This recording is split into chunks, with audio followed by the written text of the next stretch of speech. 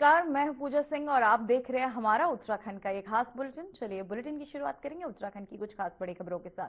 देहरादून में चिकित्सा शिक्षा निदेशालय द्वारा आयोजित नियुक्ति पत्र वितरण समारोह में उत्तराखंड सरकार ने स्वास्थ्य सेवाओं को सशक्त बनाने पर कड़ी पहल की है, जिसे लेकर कार्यक्रम में राज्य भर से चयनित चिकित्सा कर्मियों की और नियुक्ति पत्र सौंपे गए। कार्यक्रम में सीएम धामी ने शिरकत की। इस दौरान उन्होंने क्या कुछ कहा, चलिए आपको सुनाते हैं।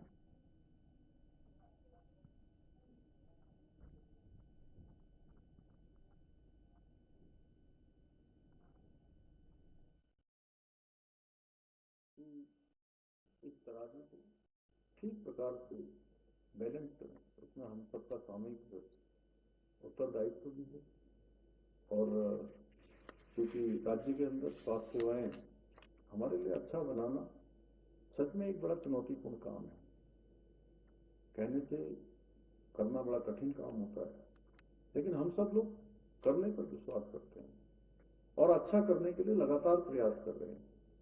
उसमें आप सबकी सहभागिता जुड़ जाएगी आपके बाद, तो मैं समझता हूँ कि गाड़ी जो धीरे धीरे चल रही है ये और तेज रफ्तार पकड़ेगी। तेजी से हम लोग आगे बढ़ेंगे।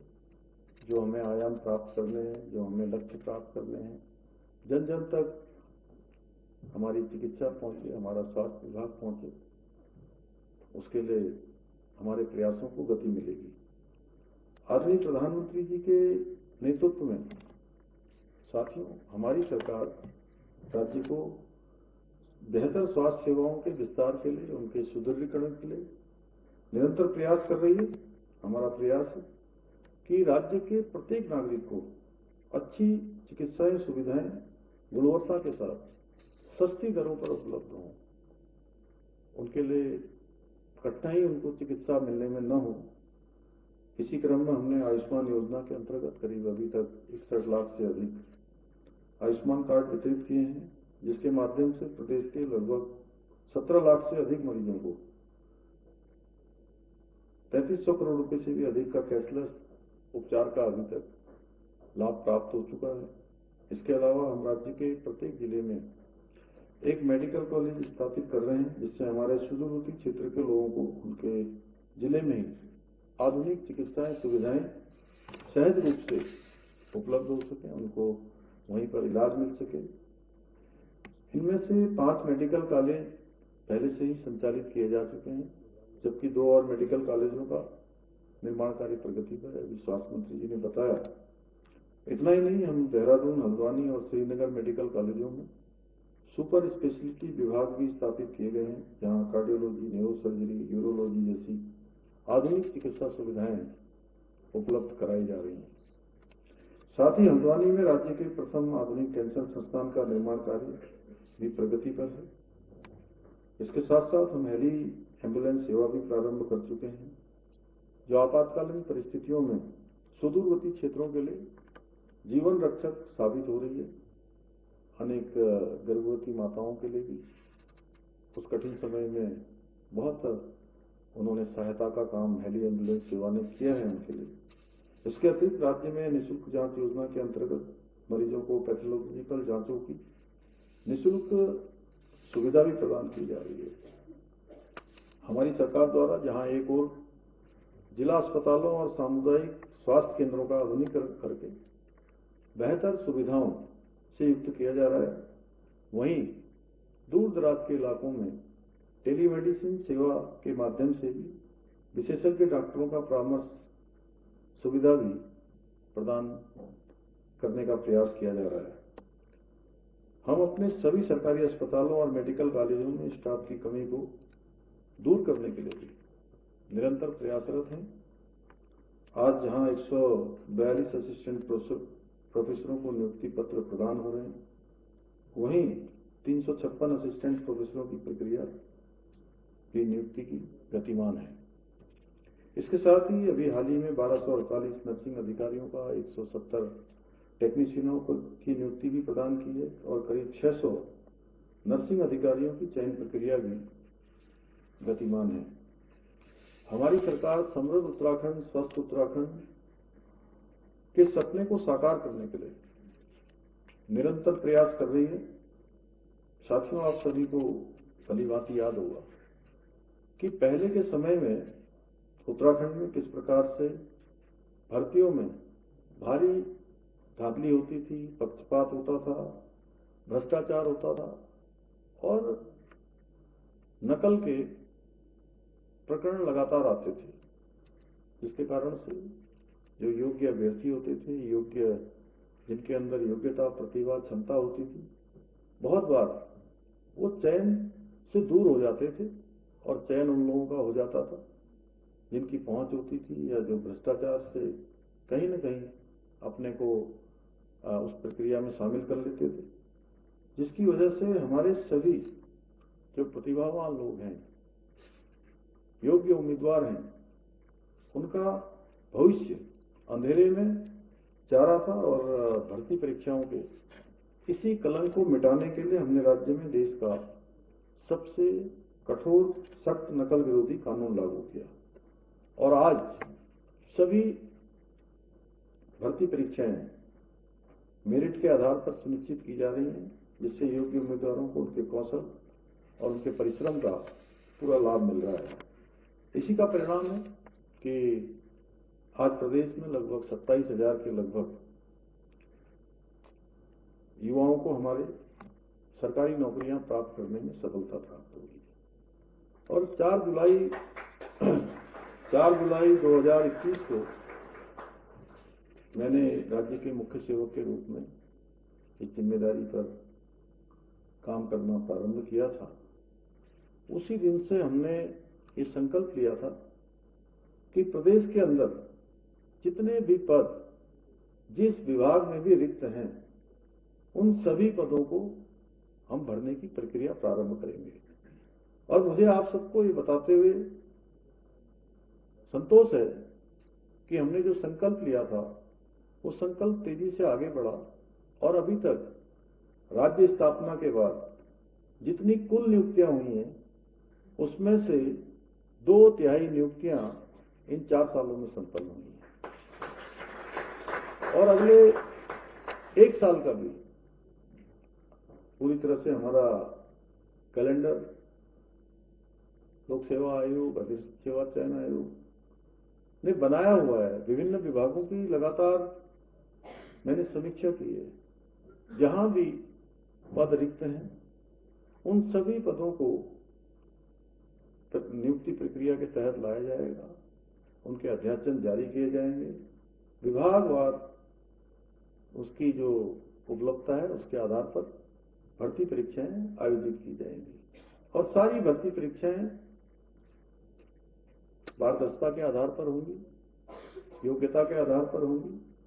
आज हम कह सकते हैं कि प्रदेश के सुदूरवर्ती क्षेत्रों में भी हम जाते हैं तो वहां के भी बहुत सारे ऐसे युवा, नौजवान, सामान्य माता पिता, गरीब माता पिता के बेटे और बेटियां हैं जिनको एक साथ 2-2, 3-3, 4-4 परीक्षाओं में चयन होने का अवसर मिला है। पहले के समय में इनको एक परीक्षा में भी इनका चयन नहीं हो रहा था।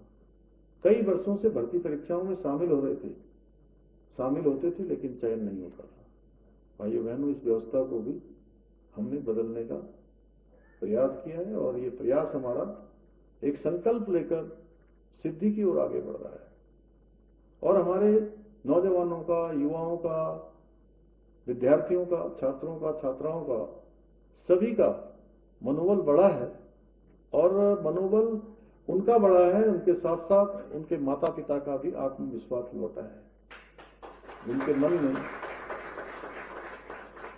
मन में ये बात आ गई थी कि भर्ती परीक्षाएं पारदर्शिता से संपन्न नहीं हो रही हैं, संदेह उनके अंदर आ गया था।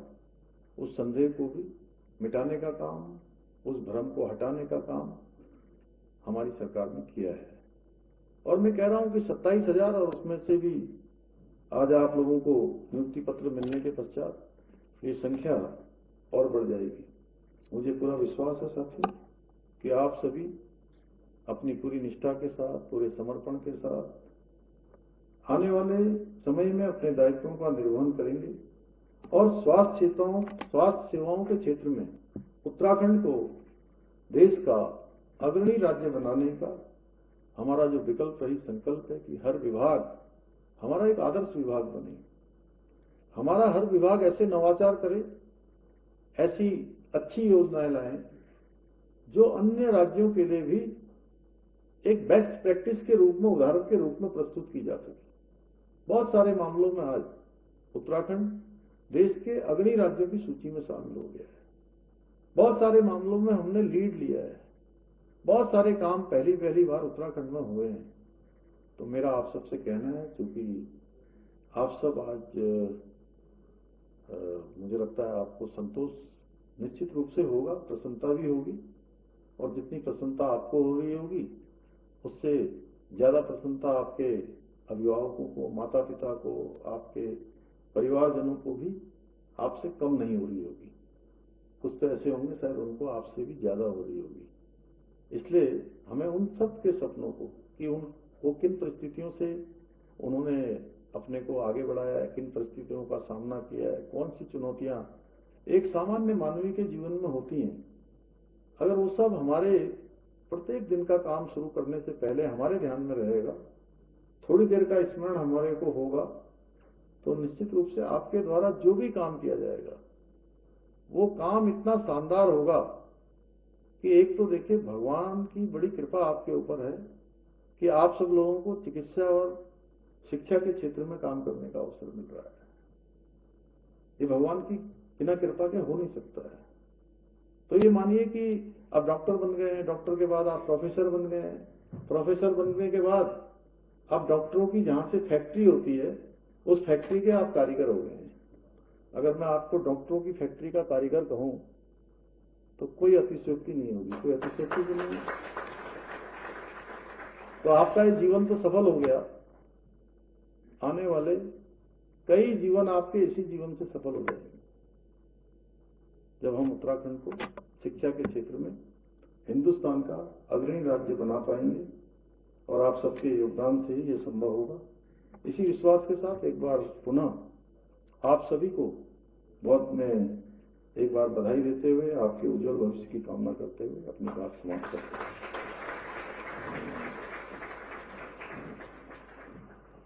सर, आपके प्रेरणादायी शब्दों के लिए धन्यवाद। अब हम नियुक्ति पत्र वितरण समारोह शुरू करते हैं। मैं माननीय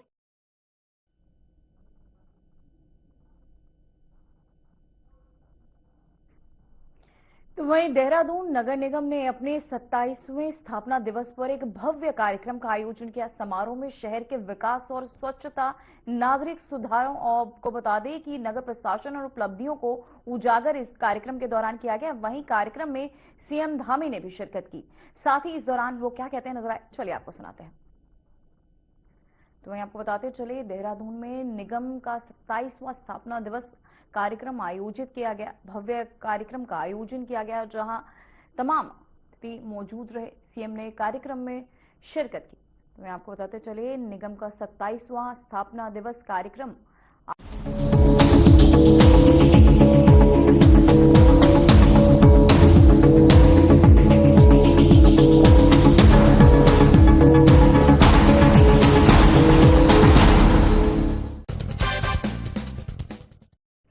नमस्कार दोस्तों, हम सभी जानते हैं मोर हमारा राष्ट्रीय पक्षी है।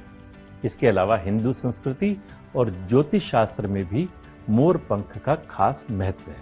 कहते हैं मोर के पंखों में देवी देवताओं और 9 ग्रहों का वास होता है। ज्योतिष के मुताबिक घर में विधिवत तरीके से मोर पंख स्थापित करने से सारे दुख दर्द और घर के सभी वास्तु दोष खत्म हो जाते हैं। इसके अलावा रंग बिरंगे मोर पंख हमें ये भी सीख देते हैं कि हमारा जीवन भी इसी तरह के रंगों से भरा पड़ा है, कभी खुशी के रंग तो कभी गम के रंग। लेकिन क्या ये आप जानते हैं कि भगवान राम पर एक मोर ने कर्ज चढ़ा दिया था, जिसे उन्होंने अगले जन्म में उतारा। दोस्तों, ऐसा कहा जाता है कि वनवास के दौरान माता सीता को पानी की प्यास लगी। राम जी ने चारों ओर इधर उधर देखा, उन्हें दूर दूर तक जंगल ही जंगल दिख रहा था। उन्होंने जंगल देवता से प्रार्थना की और कहा कि हे जंगल देवता, हमें पानी की ओर जाने का रास्ता बताइए। थोड़ी देर में एक मोर आया और उसने राम जी से कहा, प्रभु चलिए, मैं जलाशय तक आपका मार्गदर्शक बन जाता हूं, लेकिन रास्ते में कोई भूल चूक होने की संभावना है। राम जी ने पूछा, वो क्यों? मोर ने कहा, प्रभु मैं तो उड़ता हुआ जाऊंगा और आप चलते हुए, ऐसे में आप रास्ता भटक सकते हैं, इसलिए मैं रास्ते के बीच बीच में अपना एयर मोर पंख निशानी के लिए छोड़ता जाऊंगा। उसका पीछा करते करते आप जलाशय तक पहुंच जाएंगे। दोस्तों, सच बात यह है कि मोर के पंख एक विशेष समय और एक खास मौसम में ही बिखरते हैं। अगर वो अपनी इच्छा के विरुद्ध पंखों को बिखेरेगा तो उसकी मृत्यु हो जाती है, और वही इस मोर का भी हुआ। आखिर में जब मोर अंतिम सांस ले रहा था तो वो कहता है कि मैं कितना भाग्यशाली हूं कि जो सारी दुनिया की प्यास बुझाते हैं, ऐसे प्रभु की प्यास बुझाने का मुझे सौभाग्य मिला। मेरा जीवन धन्य हो गया। अब मेरी कोई भी इच्छा शेष नहीं रह गई। इस पर श्री राम ने मोर से कहा कि मेरे लिए तुमने जो मोर पंख बिखेर कर मुझ पर जो कर्ज चढ़ाया है, मैं उस कर्ज को अगले जन्म में जरूर चुकाऊंगा। उसके बाद अगले जन्म में भगवान राम ने कृष्ण का अवतार लिया और अपने सिर पर मोर पंख धारण किया। आप भी मोर में प्रभु राम और श्री कृष्ण के दर्शन कर सकते हैं और साक्षात मोर पंख को अपने मंदिर में सजाकर आशीर्वाद प्राप्त कर सकते हैं। मैं पिछले हफ्ते जयपुर जिस स्थान पर गया, वहां कम से कम 200 मोर थे, जिनके साथ रहने का आनंद और सौभाग्य मुझे मिला। इसलिए सारी जानकारी एकत्र करके आपसे साझा की है। आप भी जब कभी मोर को देखें तो ओम नमो भगवते वासुदेवाय मंत्र बोलकर ये अनुभव कर सकते हैं कि आप भी साक्षात कृष्ण जी के दर्शन कर रहे हैं। सच में ये मोर पंख इतना भी सुंदर ना होता, कृष्ण, अगर ये तेरे सिर पर ना सजा होता। नमस्कार। क्या आप जिम जाते हैं, कसरत करते हैं, फिर भी आपकी सेहत नहीं बनती? काजू बादाम किशमिश मेवे प्रोटीन के डिब्बे खाते हैं, फिर भी कुछ असर नहीं होता? तो इसका मतलब है आपका पाचन तंत्र खराब है। और जब तक के पाचन तंत्र दुरुस्त नहीं होगा, आप जितना मर्जी अच्छे से अच्छा खा लो, आपकी सेहत नहीं बन सकती। इसलिए हमारी संस्था सन्यासी आयुर्वेदा ने एक ऐसी दवा का निर्माण किया है जो कि आपके लिवर, आपके पाचन तंत्र को दुरुस्त करने का काम करती है, ताकि आप जो भी खाएं उसका पूरे का पूरा निचोड़ आपके शरीर को लगे, आपकी भूख बढ़े, खाया पिया सही से लगे, नया खून बने, हड्डियों में जान आए, वजन बढ़े और आप मोटे तगड़े खूबसूरत पर्सनैलिटी के मालिक बन जाएं। सिर्फ 655 रुपए की पूरे 1 महीने की दवा होती है और आप इसे घर बैठे 011-45454545 पर फोन करके दवा मंगवा सकते हैं।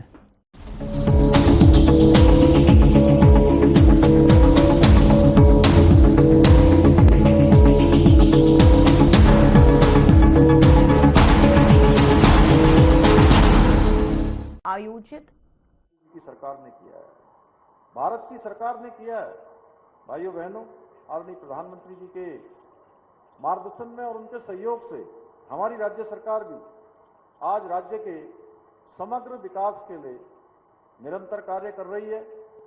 चाहे वो राज्य के बुनियादी ढांचे का विकास हो, शिक्षा स्वास्थ्य का क्षेत्र हो, या युवाओं के लिए नए रोजगार को सृजित करना हो। हम देहरादून को भी एक आधुनिक और विकसित शहर बनाने के लिए पूरी प्रतिबद्धता के साथ काम कर रहे हैं। जहां एक और स्वच्छ भारत मिशन के अंतर्गत शहर में ठोस कचरा प्रबंधन और सफाई व्यवस्था को मजबूत किया जा रहा है, आसान किया जा रहा है, वहीं स्मार्ट सिटी मिशन, प्रधानमंत्री स्वनिधि योजना, प्रधानमंत्री आवास योजना, अमृत मिशन, खुले में शौच मुक्त अभियान और लीगेसी वेस्ट प्रबंधन जैसी विभिन्न जन कल्याणकारी योजनाओं के माध्यम से नागरिकों को बेहतर सुविधाएं प्रदान करने के साथ साथ उनके जीवन स्तर को ऊंचा उठाने के लिए भी हम निरंतर प्रयासरत हैं।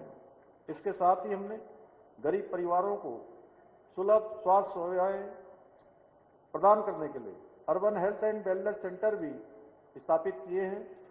यही नहीं, हमने जहां एक और निरावसित गौवंशों को आश्रय देने के उद्देश्य से आश्रय योजना प्रारंभ की है, वहीं शहरों में श्वानों की बढ़ती हुई संख्या की रोकथाम के लिए एनिमल बर्थ कंट्रोल योजना की भी शुरुआत की है।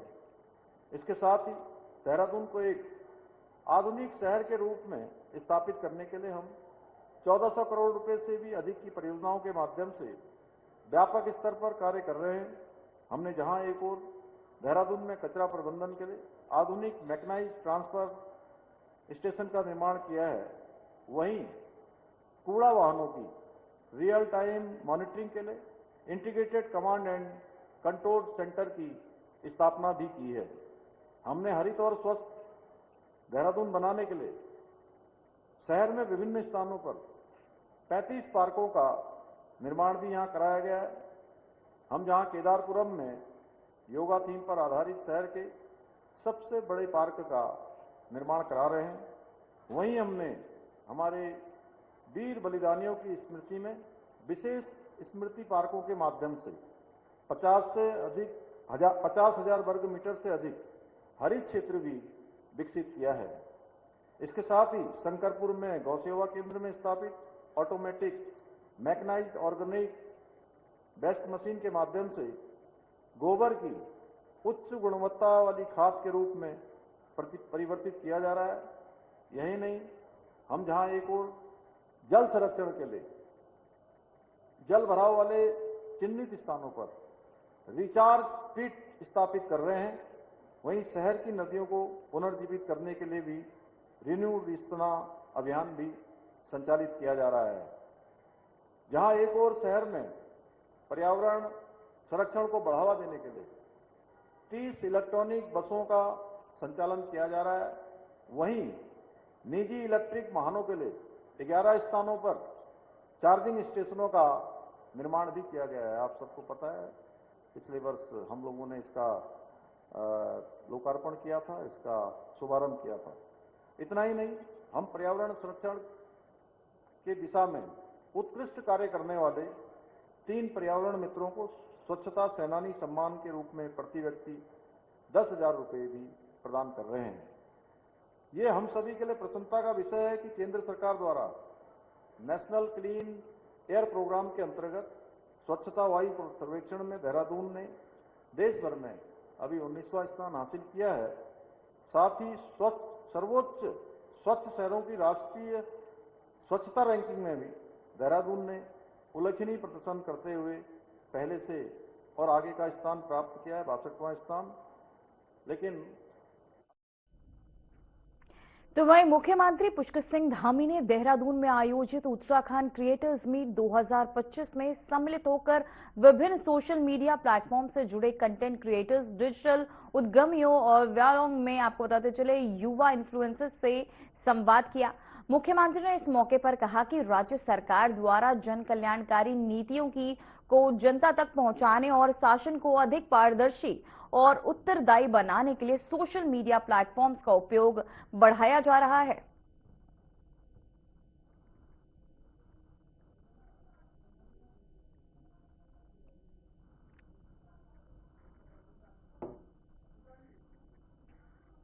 तो वहीं मुख्यमंत्री पुष्कर सिंह धामी के निर्देश पर चमोली जनपद में मानव वन्य जीव संघर्ष को कम करने के लिए वन विभाग ने अपनी सक्रियता बढ़ा दी है।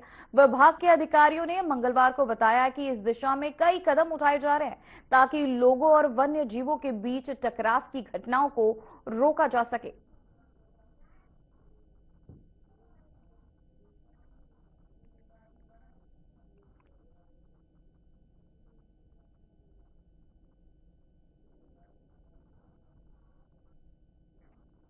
तो वहीं उत्तराखंड सरकार ने पीआरडी जवानों के लिए बड़ी राहत की घोषणा की। अब अगर कोई जवान बीमार होने पर अस्पताल में भर्ती रहता तो उसका मानदेय 6 महीने तक रोका नहीं जाएगा। कैबिनेट मंत्री रेखा आर्या ने अधिकारियों को इस संबंध में स्पष्ट निर्देश दिए हैं। मंत्री रेखा आर्या ने कहा कि विभाग पीआरडी जवानों की सभी जायज मांगों पर सहानुभूतिपूर्वक विचार करेगा। उन्होंने ये भी कहा कि पीआरडी के लिए स्वयंसेवक शब्द के बजाय कोई और उपयुक्त शब्द इस्तेमाल किया जाए।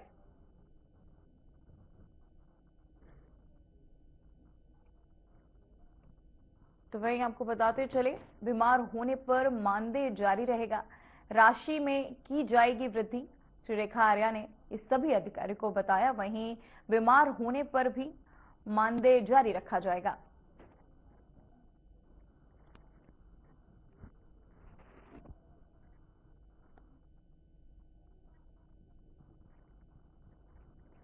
तो वहीं आपको बताते चले पीआरडी जवानों को मिली नई राहत, जहां मंत्री रेखा आर्य ने बैठक के दौरान जानकारी दी। बीमार होने पर भी मानदेय जारी रखा जाएगा। तो वहीं मसूरी देहरादून विकास प्राधिकरण ने अवैध लॉटरिंग और के खिलाफ सख्त कार्यवाही की जा रही है। विकासनगर, सहसपुर, सेलाकुई और होरोवाला रोड सहित कई क्षेत्रों में व्यापक अभियान चलाकर अवैध प्लॉटिंग की ध्वस्तीकरण और सीलिंग की कार्यवाही की गई। वहीं होरोवाला रोड पर लगभग 40-45 बीघा क्षेत्र में हो रही अवैध प्लॉटिंग को ध्वस्त किया गया। अधिकारियों ने कहा कि ये कार्यवाही शहर के नियोजित विकास और जमीन के अवैध कब्जों को रोकने के लिए लगातार की जा रही है। तो वहीं अवैध कब्जों को रोकने के लिए लगातार सरकार के तहत कार्यवाही की जा रही है। अवैध प्लॉटिंग पर यह कार्यवाही की जा रही है। 40 से 45 बीघा प्लॉटिंग अब खत्म। तो वहीं आपको बताते चले विकास प्राधिकरण ने दी चेतावनी।